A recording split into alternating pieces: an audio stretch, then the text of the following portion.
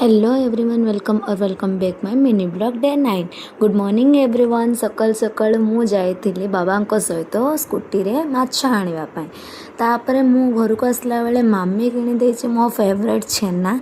सेटा होछि आउरी गाँव रो। तो मो भाई सी नेकी आसला टिफिन आ मु सेठी बसिकी खाउतली। टिफिन रे खाउतली चकुली इडली आउ बरा आ सब खाउतली। तापरे बाबांकर मम्मींकर टिके कलर लगेबार थिला। मो एटा किटटा मते फ्लिपकार्ट रो फ्री रे मिल जे मो कूपन अनुसार। तापरे टाइम हे जतला 10:30। तापरे मो मामू माई आउ मो मामू को पुओ समस्ते मो भाई माने समस्ते पळा आस्तिले। तापरे मु जे हेयर वाश करिवार थिला तो सेति पे मु तेल लगौथिली।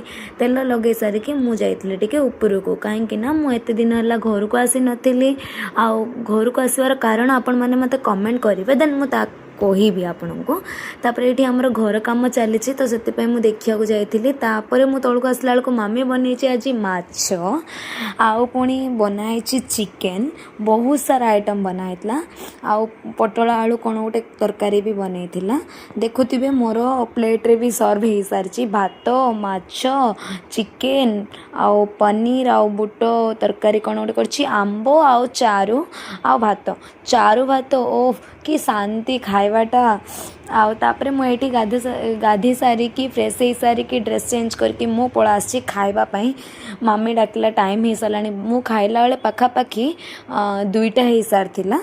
सो से बोली खायापे मु बस पड़ी। आपण मानू जदि मो टॉप रो लिंक दरकार अच्छे देन मते कहबे लिंक बोली कि मते जदि कमेंट करेंगे देन मु आपण मानू लिंकटा प्रोवाइड करदेवी। ओके तो सेमती टाइम हो जाइला। खाइबा भी बहुत टेस्टी होता। जदि आज वीडियो भल लगुच पार्ट 2 वीडियो को कमेंट करेंगे।